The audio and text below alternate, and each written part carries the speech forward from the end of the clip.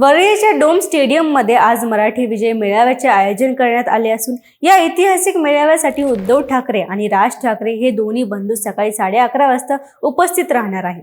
पहिली पासूनच्या तिसरी भाषेच्या मुद्द्यांवरून सुरू झालेल्या आंदोलनाने दोघांना एकत्र आणल्याने या मेळाव्याची चर्चा संपूर्ण राज्यभरात सुरू आहे। हे राजकीय एकत्रीकरण नसल्याचे दोन्ही नेते स्पष्ट करत असले तरी मराठी अस्मितेच्या मुद्द्यांवर त्यांची जुळणारी भूमिका लक्षवेधी ठरत आहे। मनसे नेते संदीप देशपांडे यांनी सांगितले की हिंदी सक्ती विरोधात मराठी जनतेची जी एकजूट झाली तो हा विजय आहे आणि तो साजरा करण्यासाठी आपण सर्वजण एकत्र आलो आहोत। त्यांनी आपल्या टी-शर्ट वरील बाराखडीचा उल्लेख करत महाराष्ट्रात राहायचं असेल तर बाराखडी शिकावीच लागेल असा संदेश दिला। सुप्रिया सुळे यांचीही उपस्थिती अपेक्षित आहे। डोम स्टेडियम मध्ये 7 ते 8 हजारांच्या आसन व्यवस्थेसह बाहेर LED स्क्रीन लावण्यात आले असून मोठ्या प्रमाणावर जनसमुदायाच्या उपस्थितीची शक्यता आहे। अशाच महत्त्वाच्या घडामोडींसाठी पाहत राहा सत्य पे सत्ता, म्हणजे थोडक्यात पण महत्त्वाचं।